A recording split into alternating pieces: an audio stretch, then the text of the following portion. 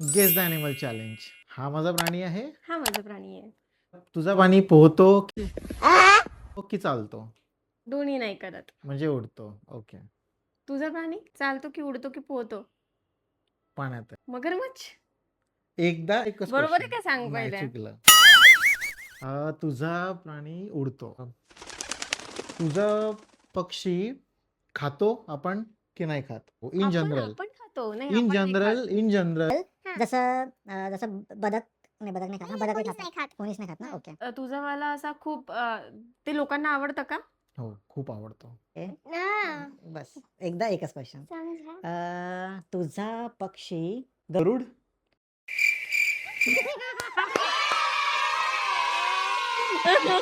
किती 3 गेसेस तुझा काय होता हे टॉर्टॉइस.